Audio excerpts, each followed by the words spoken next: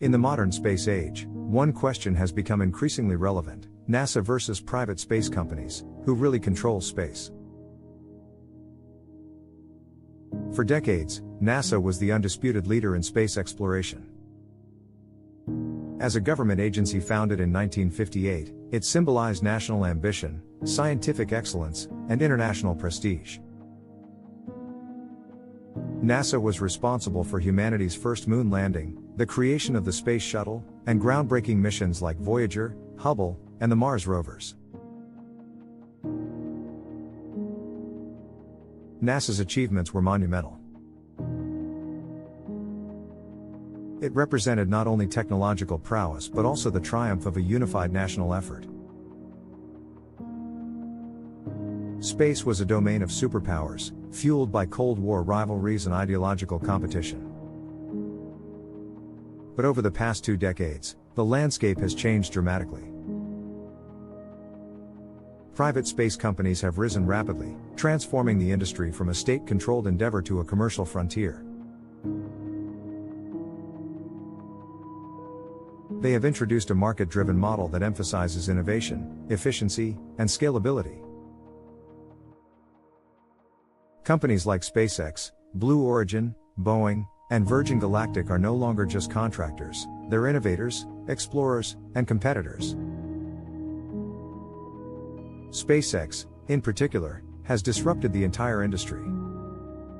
Founded by Elon Musk in 2002, it became the first private company to send a spacecraft to the International Space Station. It developed reusable rockets, drastically cutting launch costs. Its Falcon 9 rocket has become the workhorse of modern spaceflight.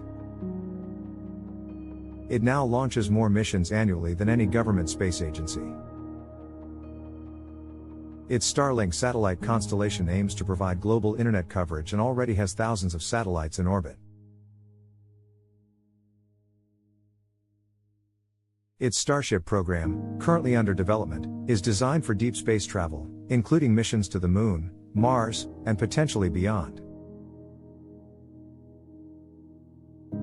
With each successful mission, SpaceX proves that private companies can lead in space. Blue Origin, led by Jeff Bezos, also aims to build a sustainable presence in space.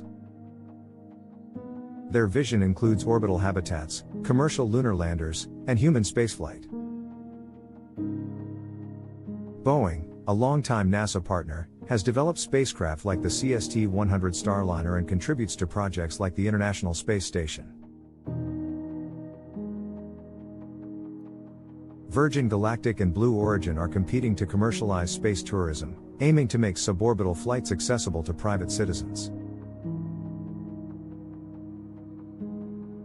So who really controls space now? Technically, governments still hold the ultimate authority. Space activity is regulated by international treaties like the Outer Space Treaty of 1967. This treaty prohibits sovereign claims over celestial bodies and mandates that nations are responsible for space activities conducted by their citizens and companies.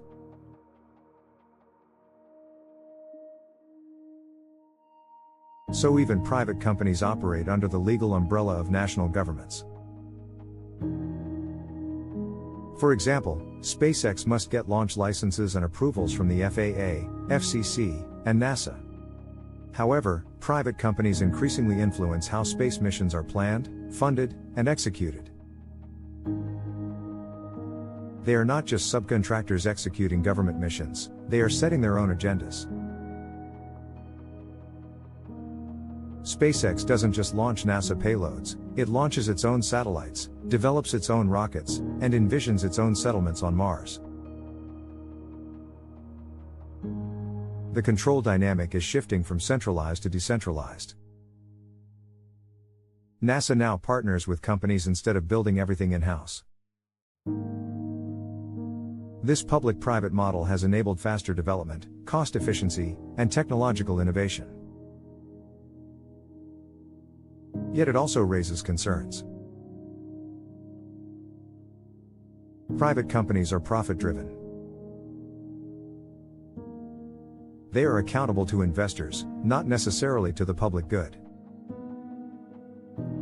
Their growing power could lead to monopolies in orbit, unequal access to space resources, and a prioritization of profit over science. The proliferation of satellites by private firms has raised concerns about orbital congestion and space debris. Starlink alone plans to deploy tens of thousands of satellites, changing the night sky and creating new regulatory challenges. There are growing worries about how much control any single company should have over such a vital infrastructure. NASA, on the other hand, remains focused on scientific discovery, safety, and long-term planning. It represents democratic oversight, public accountability, and global cooperation. NASA collaborates with international space agencies, supports open data sharing, and prioritizes planetary protection.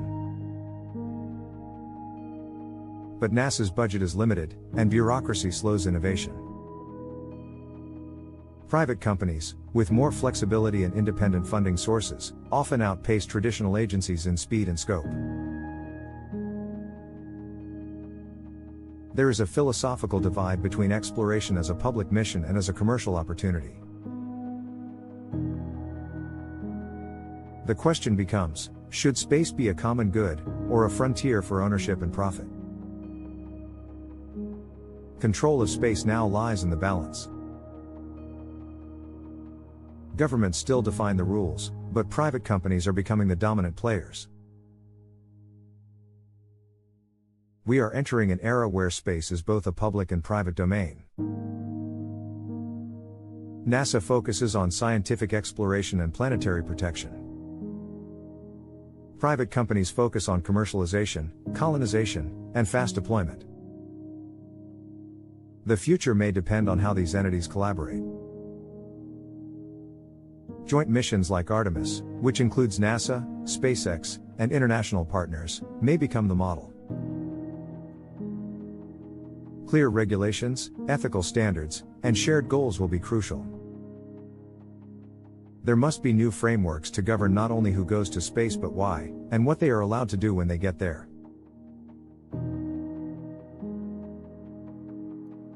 Space resource mining, tourism, and infrastructure building all raise legal and ethical questions. Who owns what? How do we prevent exploitation? What responsibilities do space actors have to humanity and the environment beyond Earth? International cooperation and regulation will be essential. Without it, space could become a lawless frontier, repeating the mistakes of terrestrial colonization.